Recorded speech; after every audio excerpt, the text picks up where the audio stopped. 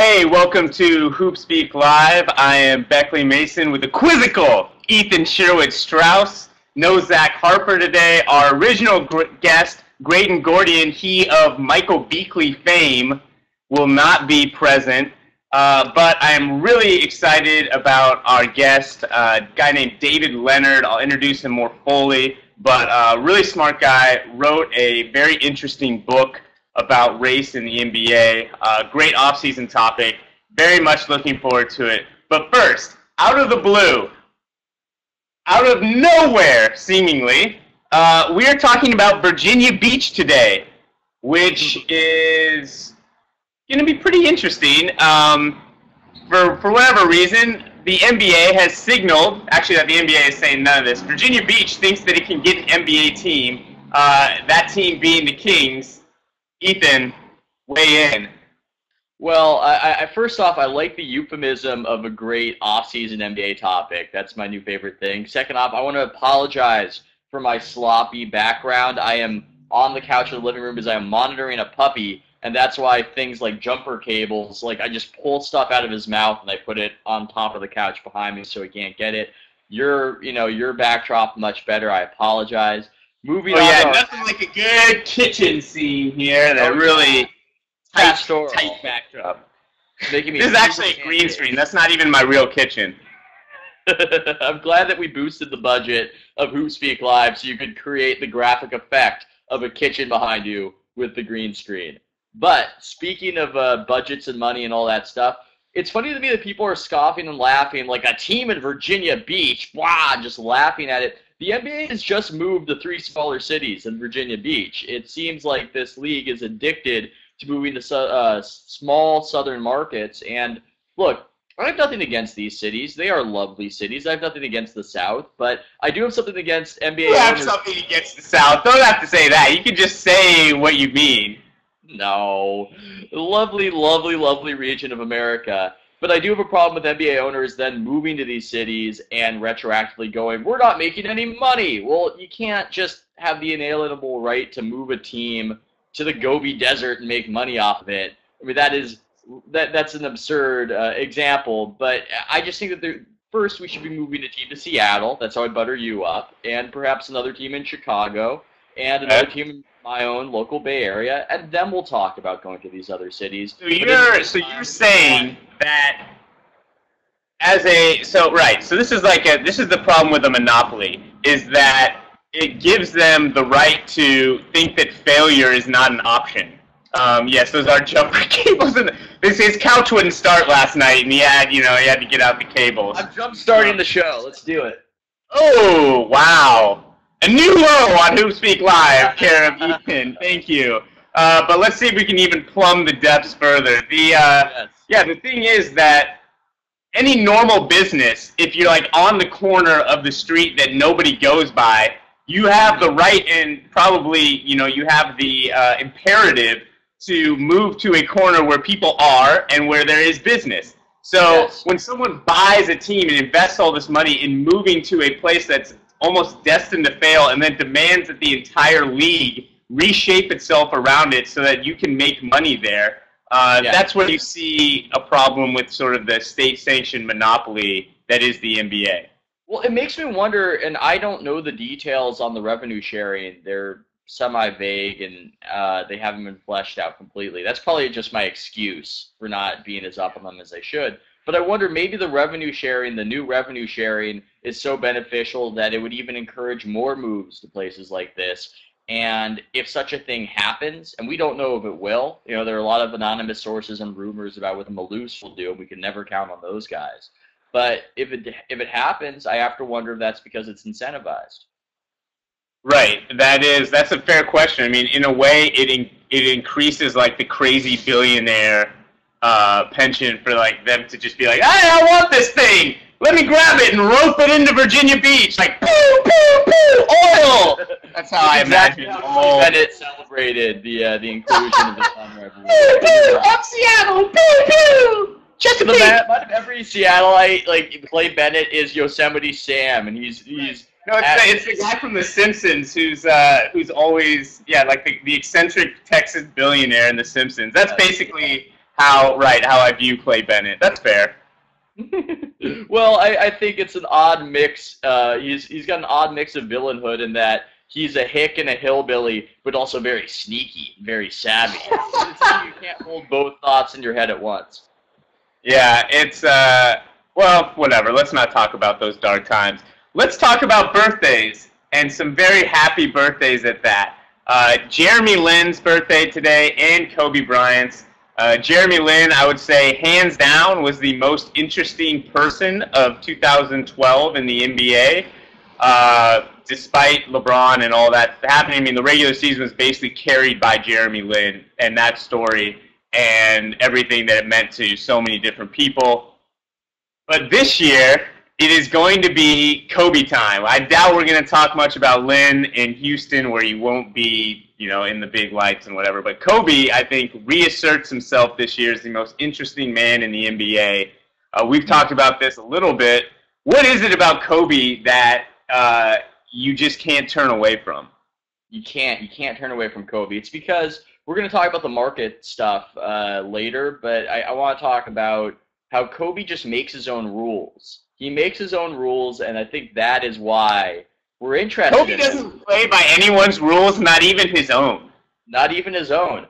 I was watching recently the Game 6 Suns-Lakers, and I think that's Kobe's YouTube greatest. I would encourage everybody, if you haven't, to go back. You can find the highlight mix of all his made shots in that game, and it is fantastic. Just the absurdity of the shots he's taking and making. And it's funny because it looks like he's had this crazy game with all those shots going in. And I looked at it, and he was actually 12 of 25. Oh, we're talking about Kobe, Thomas Hughes. So he was 12 of 25, so he didn't even make most of his shots. But I think just because all of his shots in that game were so patently absurd, even making 12 of them was just spectacular. And there were fadeaway three-pointers. He was double-teamed. And I think that is why he is interesting to us in some way, because there is a possibility that nobody will ever play like this ever again because they won't be allowed to. Yeah, it's an interesting thing. Like I wrote a piece that I ended up not publishing because it was about him in the Olympics, and it was like right after I had been working on it, and he went out and he had that terrible first half against Argentina, and I was like, yes, this is going to play in perfectly to what I've been writing. And then he went off in the second half, and I was like, incorporating this into the structure of the story is really going to mess things up. I'll just like waste it. But some of the lines that I had was basically like, he plays in a way that if you know, it's sort of like a respect for the game, basketball gods, basketball karma. He's like very much a Greek hero in both that his pride and his willingness to, you know, thumb his nose at the gods is like his great brilliance, but it's also what continually seems to bring him down when it doesn't work out. Like Kobe is always going out shooting, right? Except for I guess that one Phoenix game. And I think that's why, as a performer, from like a dramatic aspect, it's impossible to not enjoy everything he does because it is so performative. It's not functional or pragmatic the way that many players are. And also, there is that parallel of like Achilles going to Crete every summer to get a magic potion on his tendon, by I think Hippocrates. So that's also there as an obvious Greek hero parallel. Okay, I like this question. This is a nice time from our man Steve McPherson. In what ways is Kobe going to manage to break the Princeton offense? Okay, well, one way is that... Are we going to see your Penn affiliation seep through here? I just want to see if that's going to happen. Okay, I will tell you, I've played against... So when I played at Penn briefly, we played Princeton and the Princeton and like they ran the classic Princeton offense, which is where you pass the ball back and forth 40 feet from the hoop for like the first 10 seconds of the shot clock, and they're running this intricate pattern, and like eventually they start getting closer and closer, and then it's like boom, boom, pass cut, layup, or pass cut, three is kind of like the way it works out. But it's this really interesting thing where we think of it almost like creates the conditions of a fast break. because they have people going all the way up to half court and then running all the way through. And it's like it's just a terrible thing to have to guard. It was miserable. Obviously, they're not going to do that in the NBA. You're never going to see like the wasting time passes between Nash and Kobe out top. But what I find interesting about the Princeton offense is that in the Princeton offense, like, guards are guards, and big men stand up at the high post. There's not a lot of low post action in a typical Princeton offense, which on the one hand is bad because you have two great low post players. On the other hand, it's kind of interesting because one of the fundamental motions is the high post rub where a guard comes off a big and posts up down low. And Kobe would obviously be awesome there. But I have the feeling that he will find ways to shoot the ball every time he catches it and goes down into this instead of catch it and move or catch it and shoot. He will be breaking the Princeton offense because really there's no holding the ball there.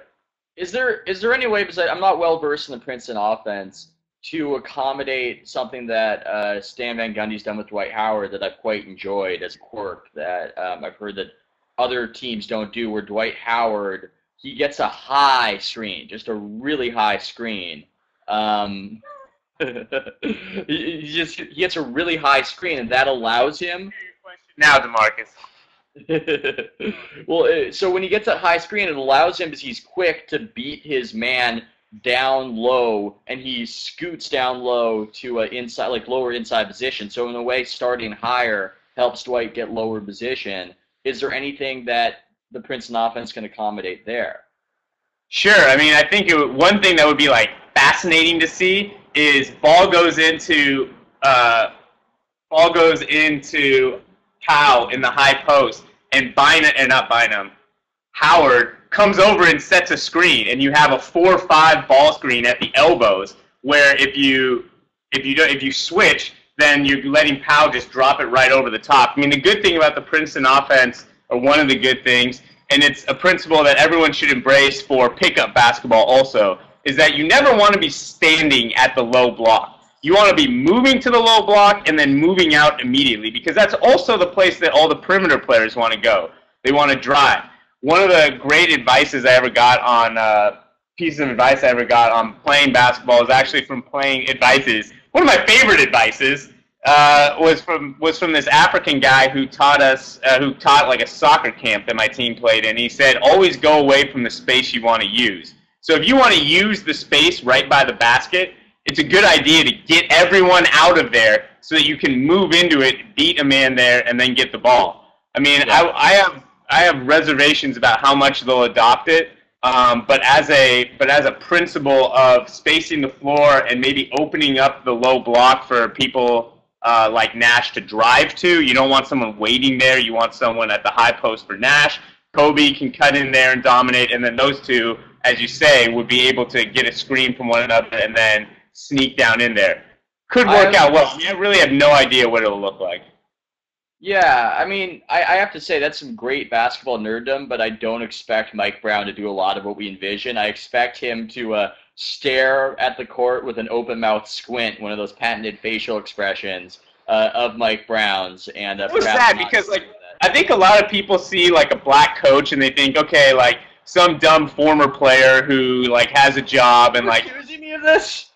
No, but I'm saying that I think black coaches get this more than white coaches, obviously.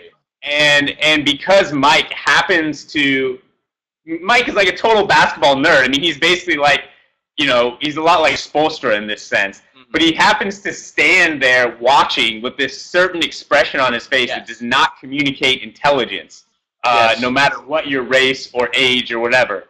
And I think that it belies a really smart basketball mind.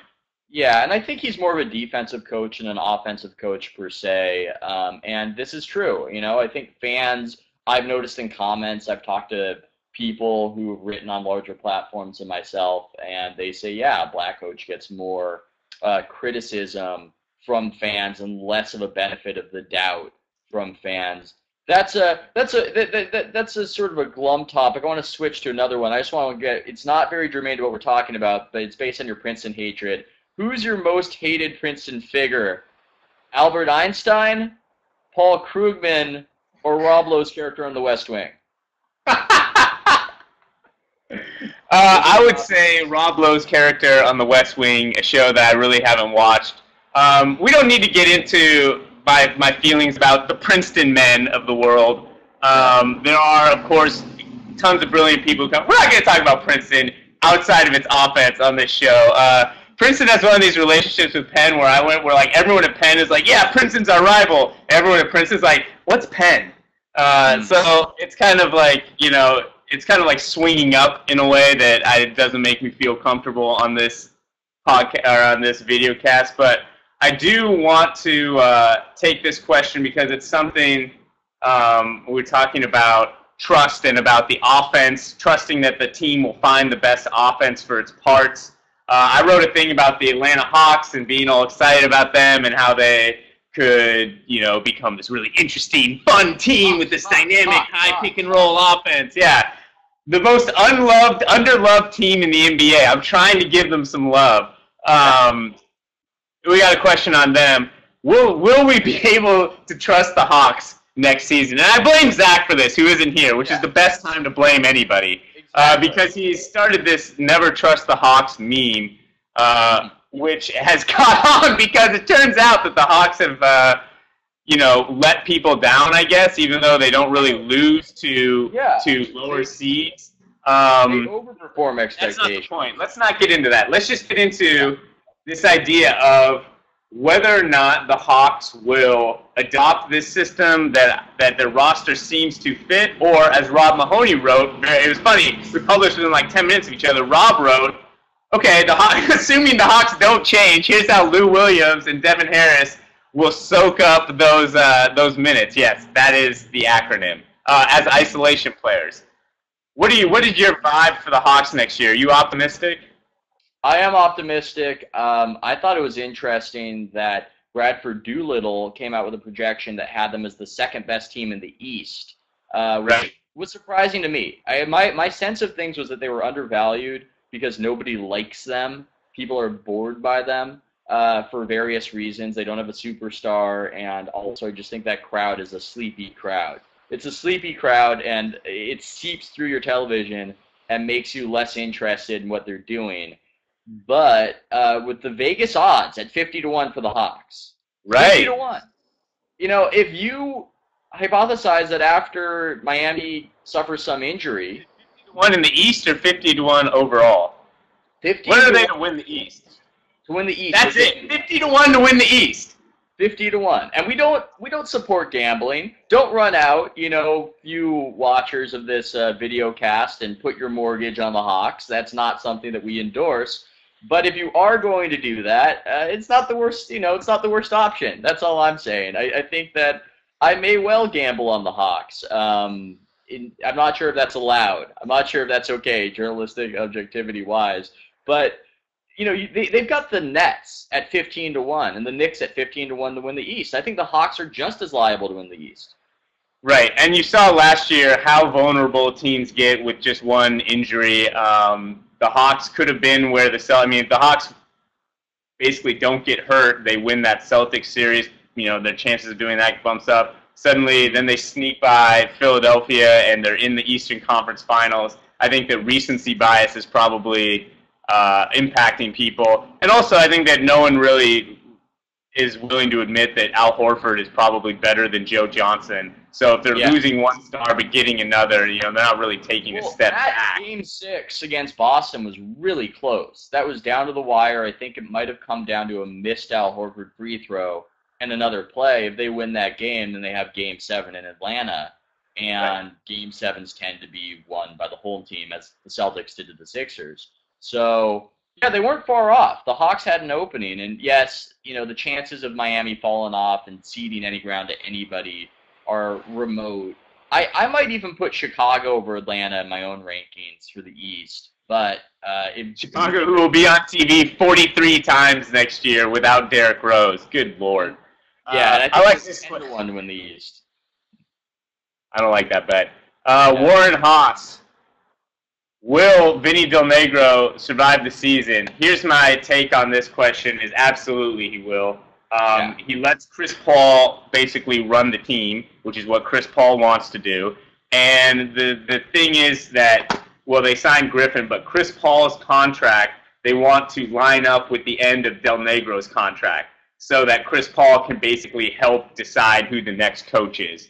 It doesn't make sense to fire him halfway through and then bring in another guy and then, you're not sure about him. And I think that they think it's more valuable to basically let Chris Paul pick his next coach than it is to make sure Chris Paul has the best coach for next season. I don't even know about that. I don't subscribe to the theory that they even care about winning. And we'd be better suited to talking to Kevin, who knows something about that organization. I do not. I just don't. Yeah, I don't. Kevin, so name droppy, just with the first name. Kevin. Kevin, our friend Kevin. But I don't know if Sterling cares. I don't think he cares about winning. When has Sterling ever demonstrated that he cares about winning? I think Sterling likes trolling people. I think Sterling likes to make money despite winning, or to make money off people's expectations.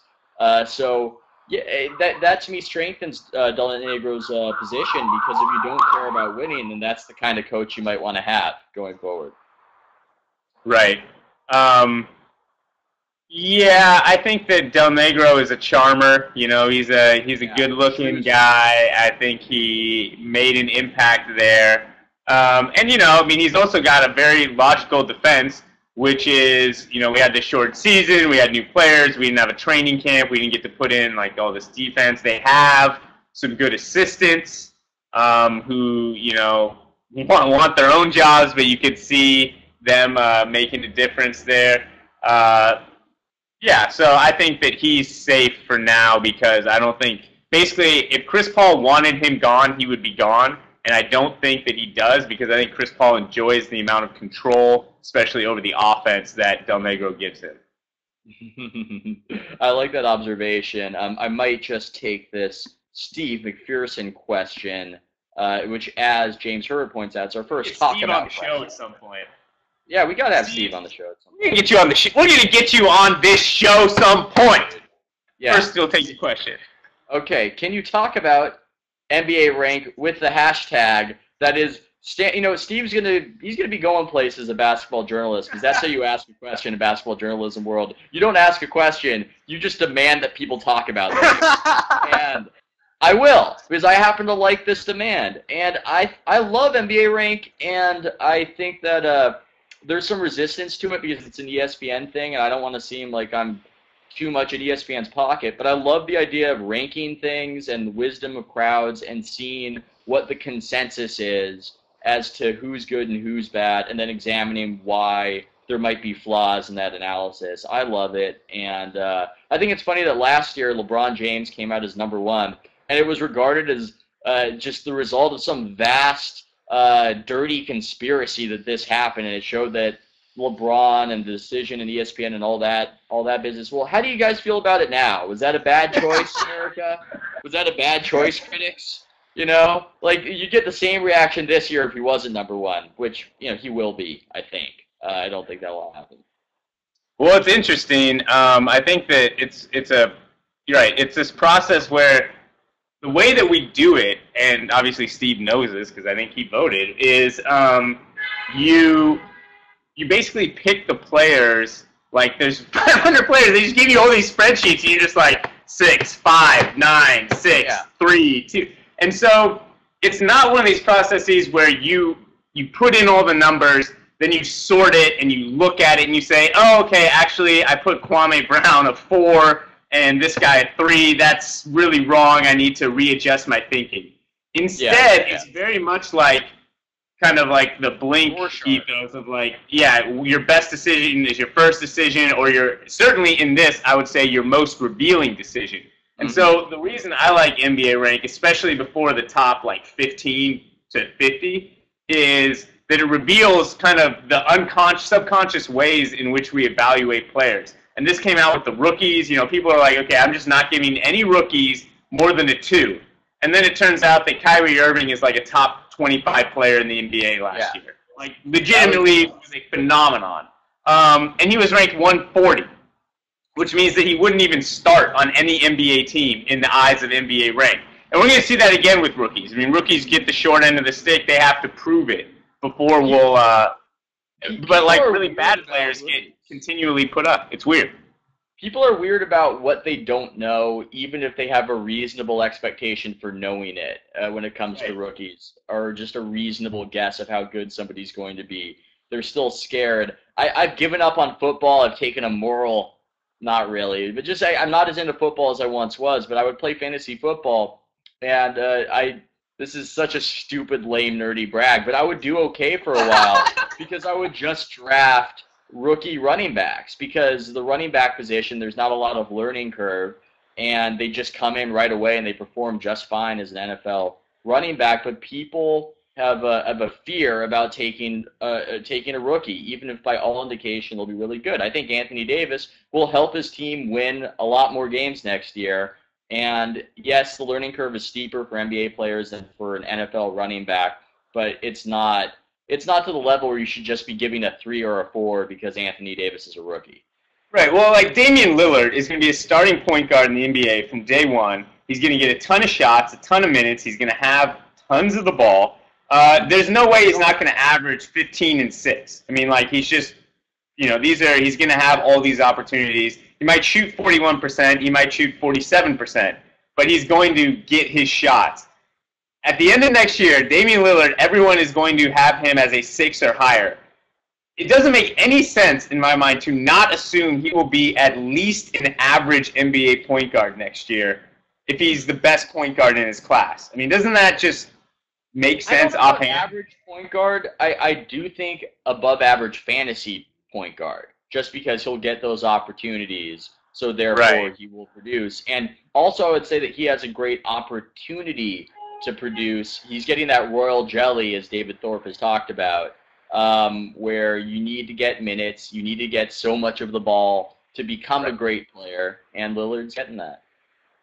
Yeah, no, I think Lillard is going to be high. I think, I guess, do you think Davis will probably be the high? We don't know the results, I should say, also. But the players who move the most from this year to last, I think, are going to be really interesting to see, whether it's based on talent, whether it's based on market size and opportunity. I mean, I guess that Jimmy Butler came in at like 377 this year, and I said he'll be up by over 200 places next season. He's going to play 28 minutes a night on 43 nationally televised games. And when you do that, even if you're not a great player yet, if you show potential and you show talent on national TV, you're in a big market like Chicago, your name will get out there. And I think he's good enough to be a rotation-level player. And I think you will find that there are very few rotation-level players on major markets who are not ranked maybe a little bit too high. I would give us some credit, though, because I think that a lot of the true hoop people are voting are nerds. They're league pass nerds. And the ranks are pretty reflective of how they should be. Although I've always had issues with how high Rondo's been up there. Maybe not this year. He was good enough in the playoffs. Mother Henny of some other player to follow. Well, okay. Well, I'll say this, though. Did you rank Anthony Davis above Kobe in your NBA rank? I'll throw that one at you. You didn't? No. I might have. Just because, and I might regret it too. I stand a good. Did you give Anthony an 8? Yes, I did. I did give him an 8, and I'm prepared to look really stupid. It's a big risk. Well, the thing is. What did you give FK? What did you give Udo? Oh, like Udo? A 15? You know what I gave Udo. Look at you leading me like you don't know. I gave Udo a 6. And so, yeah, it is questionable that you can give. I think I might have given Udo a 7. I might have been higher on him than you. Oh my God. I think I think my voting, judging from what other people did, where they gave like a lot of 2s and 3s, I really didn't give very many very low rankings. Yeah. If you were like bad, you got like a 4. If you're like really, really bad, you get like a 3. I didn't make much use of the bottom of the scale, much like I didn't make much use of the top of the scale. I mean, doing this project, what really struck me was how many players I could just give 2 craps about. Like you're a 5, you're a 5, you're a 5. Like, you're all sort of just like, you'd hit this string of players who are like, you're just a guy, you're just a guy, you're just a guy. And in the end, you'd be like, well, this really crystallizes why, we write so much about LeBron and so much about Kobe, is because they're intrinsically interesting because they're so fast, so freaking good, even amongst all these freaks. I would agree. I want to take a question from Ogaius. Let's see. You ever figured out how to say this? We put it in this guy needs to put it in the chat. Put our pronunciation in the chat. I like it rhymes with Elias. Which PG will miss the most before the All-Star break? Paul or Rubio? Look, I don't want to sound like a conspiracy theorist or like I'm impugning anyone's credibility, which of course is a setup for me doing exactly that. But I do worry and I do wonder. I'm suspicious of that Clippers organization. And so when they say, yeah, Chris Paul will be back right before the season, and yeah, Blake Griffin will be fine with the torn meniscus, I do remember that they're selling season ticket packages. And look, I wouldn't be shocked to see Chris Paul miss a little more time than that. Yeah, I think Paul is going to be fine. I mean, he played on it in the Olympics. I don't see this being a big problem for him, and I don't know. I really think the Clippers' problems are just that they're not like a great team again. I mean, they're just not going to be. Is Ethan frozen for everyone else, or does he just look like he's in the most uncomfortable situation ever, only on my end? No, okay, he's frozen according to DeMarcus. All right, Ethan is leaving and coming back. In the meantime, let's hop to a topic that we wanted to discuss earlier, which is about the Spurs. And one of our guests, our supposed guests, our planned guest who couldn't make it, Graydon Gordian, wrote, he's coming back, he's making this big return, he's going to write more about the Spurs. And his first thing was a very sunny outlook on the impact of Spurs role players and of guys like Boris Diaw and Danny Green and Patty Mills and like all these guys who were in the system and benefited from the system but didn't have a full training camp and didn't really like the Spurs could do more ornate things and these guys would be better in those things. And I wonder if that is really going to make a difference, because what the Spurs ask those players to do in the playoffs is very different than almost any team. Typically in the playoffs, the long rotation gets shorter, the best players play more minutes, and the worst players, or even the slightly worse players, sit. Now the Spurs can't really do that with Duncan. They can't ramp him up to 40 minutes all of a sudden and expect him to produce the same level he does at 30. They can get that one, every couple nights from Manu, but they can't get that all the time. So in order for the Spurs to really be a different team in the playoffs next year, they're going to have to get really, really good production from these role players. And so Graydon's prediction doesn't just apply to how many games they'll win in the regular season. I mean, Boris Diaw needs to be a legitimate third, fourth option for them all throughout the playoffs for the Spurs to really make a run. And, you wonder if he can really do that. Ethan used his brain power to get back on the screen. I was just introducing the whole Spurs topic and whether or not the role players being better would actually make a difference for them in the playoffs. Yeah, that just sounds like Graydon hopefulness is what that sounds like to me. If they improve, they will get better on the margins as a very good regular season team. I wouldn't be surprised to see them win as many games later on, but I have no idea what you were just saying. I think you were talking about Tim Duncan and the older guys getting ramped up to bigger minutes and how that doesn't necessarily work out well. That is my theory, and I just don't think that it's a zero-sum game even the correct way to describe it. I don't think that you have that minutes necessarily are so tangible where if you can serve and you play 10 fewer minutes per night, then that means you'll have more energy later on in the season and you'll have more energy in the playoffs. I don't think it works exactly that way, and I think that I feel just trepidation at questioning Popovich, but I don't know if going with so few minutes for Duncan and Ginobili and then ramping up in the playoffs is a good strategy. Right, and what I was suggesting is that for the Spurs to really, and I think Graydon's right on in this point, that you can't, right? Like, that ideally the Spurs would be able to play the same way they played in the regular season and the postseason. But what that requires is for Kawhi Leonard, as Danny is super and James are super excited, of course, about Kawhi. The Young Bucks always love him. He has to be like a legitimate fourth option, or Boris Diaw has to be able to come in and score 15 a game. Like, just can't be a role player, like has to step up and make a big-time impact game in, game out. And he did that against the Clippers. He was great. But against Oklahoma City, I think, you know, the production level wasn't there from those guys all the time. And you wonder if marginally improving Danny Green is really the answer, or if the Spurs should think about trying to deal Manu for a young stud, or trying to deal Tony for someone that they can rebuild around and develop.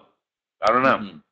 Yeah, and I do think that the Spurs fans have a point that they are forgotten, that the Spurs are taken a little bit too lightly. Man, no team has ever gone so quickly from being regarded as the indomitable favorites to being wholly forgotten than the 2012 San Antonio Spurs. This team is going to win 58 games, I think. I think they're going to win a lot.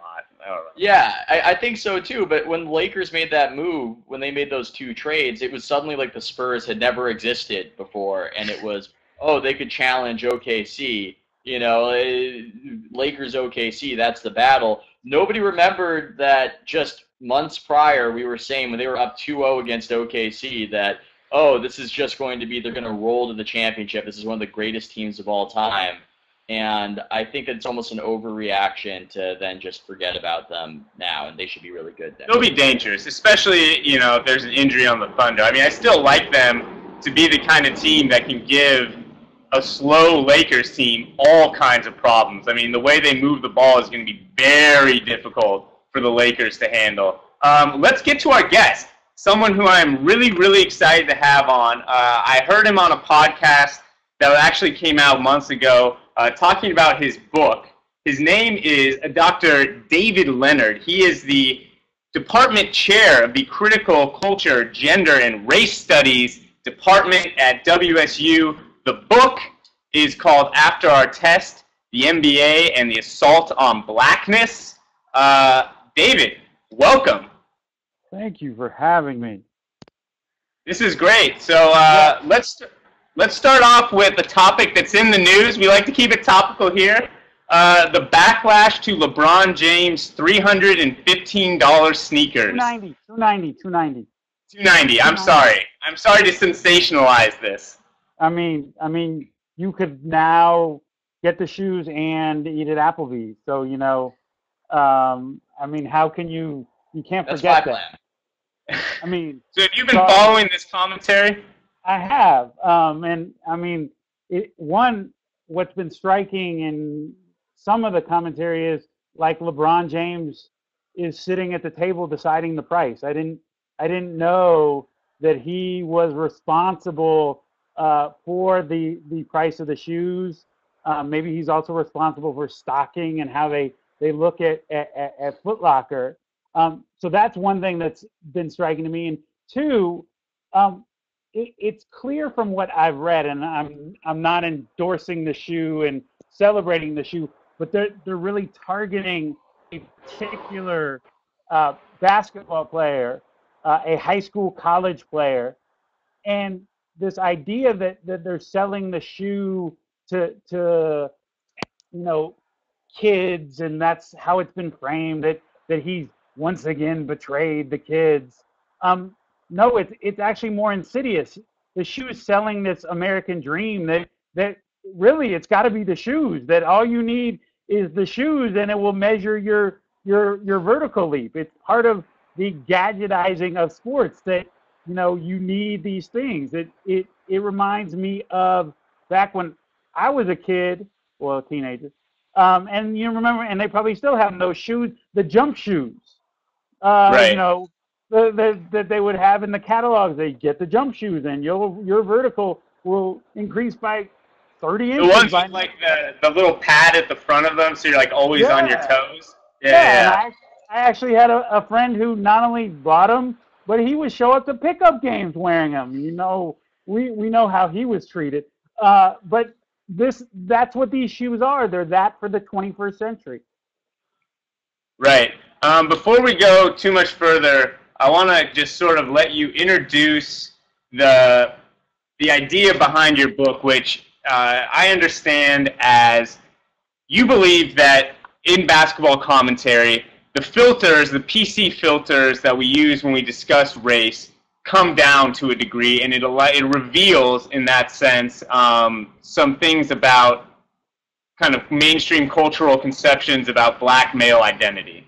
Yeah, and so, I mean, really the point of the book was to look at how the NBA has functioned after the 2004 brawl. You can see in this context a transformation not only with the league, but with NBA punditry.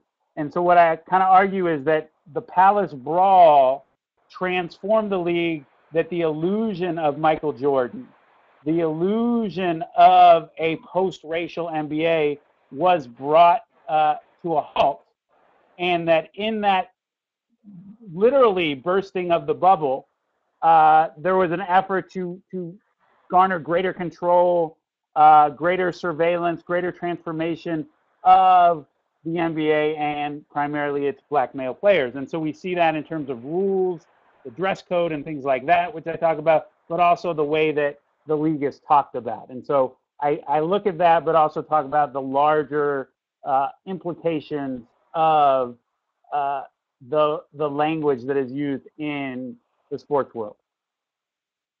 So do you think that it would seem that America is in a better racial place now than it was in the past? I think in the 70s, surveys revealed that a majority of Americans in the early 70s were opposed to miscegenation, which is now, that's just a crazy person position today. What you're saying seems to suggest that in many states it's a crazy person's position. Some states, yes, the data is still a little more skewed. Indeed. So I think what you're suggesting is sort of an interesting hypothesis that we're just not necessarily on this linear progression line where things are always getting better. Is that what you're saying, that we're maybe in a more racially tense place in sports than we have been in the past, and that it's not, the tensions and the aren't always improving as we go forward? Yeah, I mean, I think there are obviously have been transformations in terms of levels of segregation, positional segregation, and we're just talking about sports, the way in which the league is viewed. But we also see transformations in terms of the codes that are used. So yes, maybe in the 70s, people were talking about black players and using disparaging language, but now it's the language of quote unquote the thug and the gangster, and arguments that focus on hip hop and culture. And so I think the language has changed. And in terms of overall societal transformation, one of the things that I look at in the book is to see the interface and the connection between that language and, say, educational policy. Is it a coincidence that the language of discipline and punishment, that the language of suspensions is widely used in a NBA context?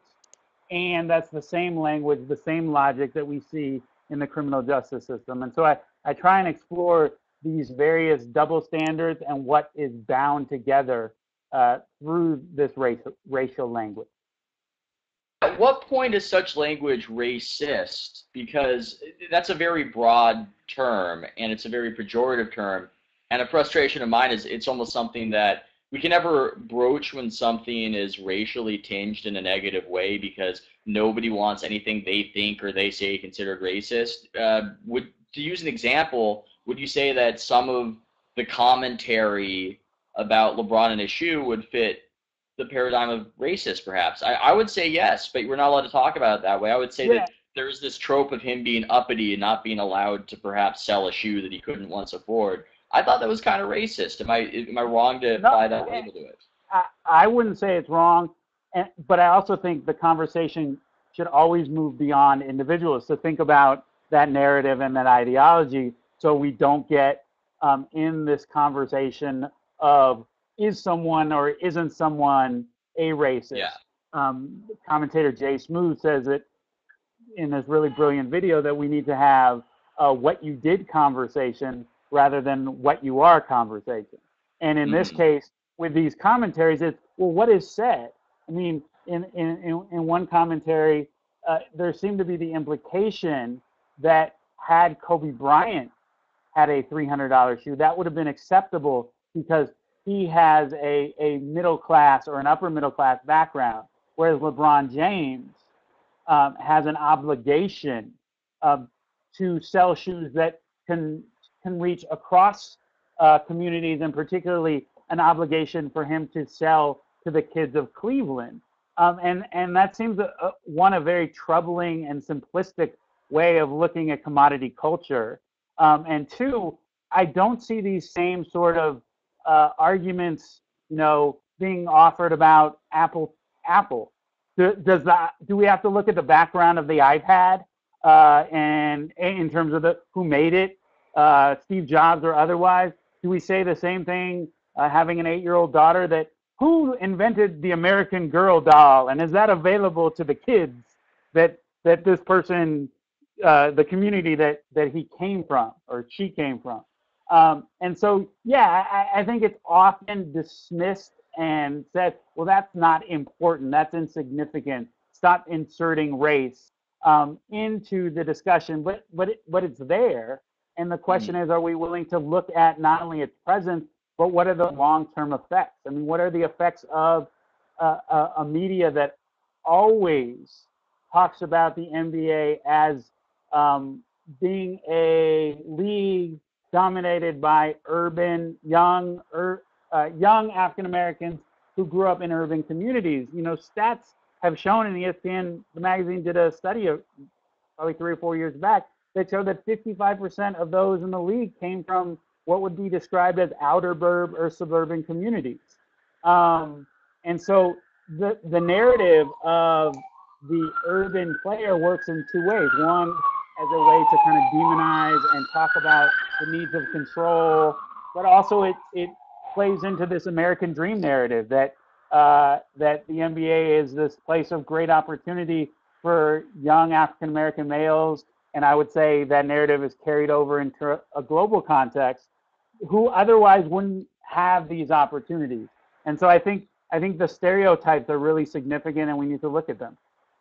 Yeah, and I like that you brought that up. It's a constant source of frustration to me whenever you want to talk about race in sports. A bunch of people shout at you that race isn't a factor or isn't a factor in this, which is silly to me. I mean, everybody to the north of me, everybody behind my couch is white. Everybody over there to my right is black. I mean, like, it's determining where people are living their lives. We have entire neighborhoods where just the idea that it's not a factor in how people think when it has that level of control is silly to me. I guess I'll follow that up with saying, do you think the decision was almost the sequel in some ways to the Palace Brawl in its revealing of certain tensions? Yes. I mean, I think it did reveal a discomfort with the presumed power and agency of African American players in the league. And so I think out of the Palace Brawl, there was this effort to gain control and to demonstrate to the public that these players, who many see as unruly and undisciplined, are under control. And then you have LeBron James, who does the decision and basically says, I'm in control of my brand, I'm determining my future, and that, once again brought out those discomforts. We see how freedom and movement and player control elicits this level of opposition, whether it be control over clothing, control over whether going to high school or not, free agency, and so on and so forth. And so, yeah, we see it in multiple ways. I did want to say one other thing about the shoe, and I saw someone posted in terms of quote unquote the crime wave. Invariably, that will be the conversation when there's like two incidences that get blown up on certain networks as evidence of some quote unquote crime wave. I don't know about you, but I can recall maybe every Thanksgiving now where ridiculous things happen at various stores. People line up, people are jumping on top of each other, and nobody talks about that in these terms, yet, nobody says, hey, Xbox, be wary, let's be concerned. You need to be responsible here. Yet LeBron James, and I would say to a lesser extent, Nike gets put in within these narratives. Well, I think this has all been really good. I also think that there's a discussion about how Blackness is used as sort of a cudgel against these guys in some of these commentaries, but there's also the reality that Blackness, to many white NBA fans, has a novelty that I think is attractive in their entertainment value. Like the whole JaVale thing, JaVale McGee, Epic Veil stuff, in some ways it feels like, look at how funny, this silly freak black guy is. I don't know, I don't think it's overtly racist, but I think that the white commentary around Blackness in the NBA is focused on novelty and on, Michael Beasley's estate sale, go see what he has, holy crap, that is funny. Look how these other people live, almost. I think that there's a certain otherness that is attractive to people who are fans and even empathetic fans about the NBA. Yeah, I think you kind of referenced the way in which the spectacular and the spectacle and the way in which sports in general, and I'd say the NBA, given just how basketball is and how visible players are, and the proximity between fans, becomes about the gaze and watching and whether it be in terms of the amazement of athleticism or the physical body, in terms of tattoos, in terms of the lifestyle. It becomes a way of gazing and, to a certain level, tourism.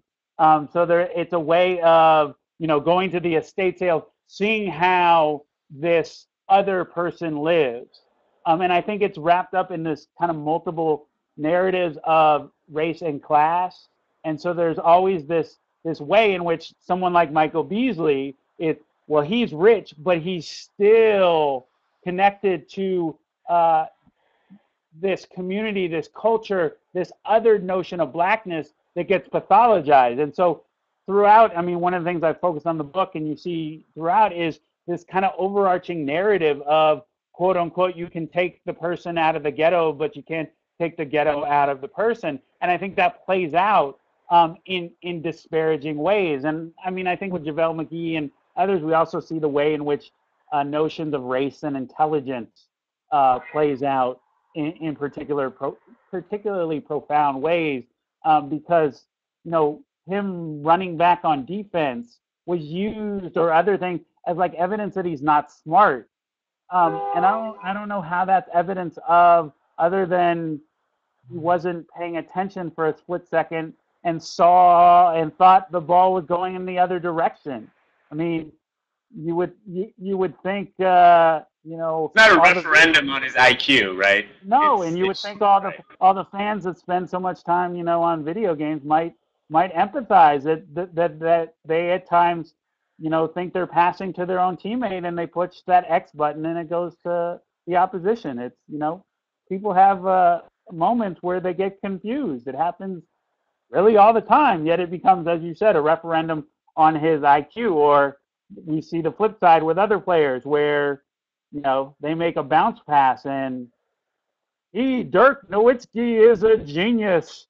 Give him a Nobel Prize. Steve Nash can solve the world's problems. Look how he reads defenses. Really? Right. Well, so this is it's going to be very interesting to see the commentary around the Timberwolves, who have the whitest roster I can remember since I was paying attention to the NBA. I mean, like by far. So, right, that's going to be an interesting topic. You know, the team is going to be fun to watch. I think I like a lot of those players, but I also think, you know, if they do come out and start winning a lot of games, it's going to be interesting to see how people deal with that, how they fit that into a narrative that's comfortable for them. Yeah, I mean, I think invariably it will be about teamwork and style of play and intelligence and guys who have put their egos aside. I mean, we already saw last, with Kevin Love's stomp. I mean, how many different ways that was explained away as not he was stomping on someone's face. I mean, it was, he didn't see his face. He was massaging his face. There was all sorts of explanations that are certainly wrapped up in the language of race. So yeah, I mean, I think it should be interesting, but with all due respect to the Timberwolves, I'm not sure we have to worry about them winning. I think the Timberwolves could do okay, but transitioning. I'm just playing. The Laker in me when you were talking about the Clippers before, that was my the question of Chris Paul being hurt or not. They're the Clippers. So until they prove otherwise, they are the Clippers. But I'm a LA. I am from LA, and whenever someone says, "Are you a Clipper or a Lakers fan?" It's just the weirdest question to me ever. Like, that's not the Clippers. I have many opinions on that topic, but we'll stay on this one. We'll bring you back to the Clipper-Laker thing, because that's actually something I want to explore. But speaking of Lakers and the mention of Steve Nash solving world problems, it often seems to me as though being white as an athlete is almost like a PED for PR, where you are just viewed in a very positive light and people want to empathize with you. When Steve Nash goes to the Suns and leaves his old team, commentators are falling all over themselves to say that he did it for his family, which to me seems a little patently absurd, as cynical as I am. But what I'm wondering is it always positive? Is it always positive when we look at the Timberwolves? And Brian Scalabrine recently, he's very upset because he's not a joke. He doesn't want to be regarded as a joke. He's an NBA player, and he's fought hard for that. Do you think that being white negatively impacts how some of the athletes in the NBA are viewed? Well, obviously it affects the way in which white players are read. And so that will have multiple effects in terms of, whether it be intelligence, praising or being a good guy, or Steve Nash being able to make statements about the war, or him going to the Lakers. And clearly it impacts in terms of how players are viewed in terms of their athleticism, in terms of what skill set they have. I mean, so it works in multiple ways, and I think the key is to think about the larger implications of that, not only within the NBA, and not just the sports world, but society at large. I mean, so if athleticism in itself is this racialized idea, and intelligence is this racialized idea, well, what are the consequences in the NBA? We can see that. We can see that with the spectacle of Brent Berry when he won the dunk contest. We can see it in a number of ways, but we also see it how that affects the corporate world in terms of who is a leader, who's viewed as intelligent, who's viewed as a team player. And so I get what Brian Scalabrine is saying, but he's isolating it to a single thing, because the same ways that he's dismissed or belittled as a joke, those are also the arguments that are used that he's a team guy, he's a good locker room guy, he will fit in and do what is necessary. He doesn't have an ego. I mean, the whole notion that he doesn't have an ego, every person has an ego. Every NBA player should have an ego. And so this idea that he can fit in, could, and it certainly has an effect in terms of the way the media talks about him, or Mark Mattson, back in the day.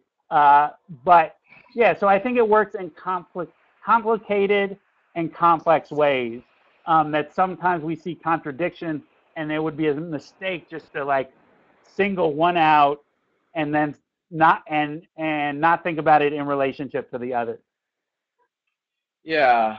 I'm wondering, do you think that NBA fans are perhaps more liberal or more inclined to be a bit more race conscious than fans of other sports? Because there was a survey, a notable survey 2 years ago that said that they're politically different. They're politically differently inclined than fans of other sports. And the average NBA fan votes Democrat. The average fan of other sports doesn't. Have you perceived a difference in how NBA fans perceive players versus fans of other major leagues? That's a good question. At one level, I think the NBA it's one of the few spaces where race is openly, even though there's resistance, it is a space where race is discussed, is engaged. So I do think there's a certain level of consciousness, but to me, I think it changes the language and the grammar and the narratives that are used. But I think the overarching arguments about African American players in terms of demonization, in terms of claims about pathologies and being destructive, plays out in pretty nefarious ways. I mean, the NBA really goes to great lengths to convince its fan base and its corporate partners that its players, despite being 70% black, can and should be liked. I mean, the whole NBA cares is about, hey, we know you might have stereotypes, but look at the reality. The press coverage of the rookie symposium in terms of drugs and crime and sex and all these different things, that is all about messaging to fans like, hey, we got you.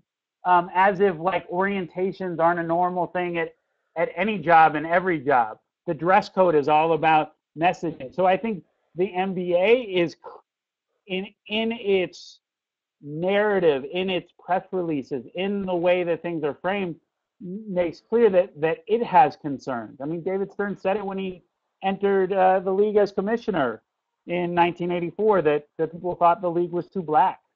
And I think since 1984, that's been a focal point for the league as well as its partners to de-racialize it, as we might say.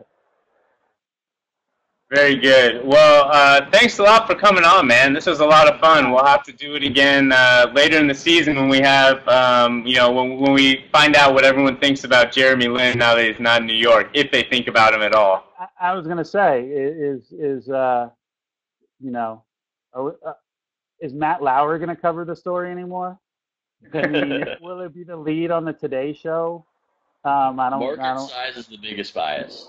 Market size, but also just when you have the newsmakers going to the games and being in a city that thrived on that excitement. I mean, I think both market, but I do think had Jeremy Lin, 3 years ago signed with the Lakers, yes, it would have been a big thing, but it would have been totally different, even though the market and also the fact that the Knicks, haven't won since Walt Frazier. I mean, that might be part of it too.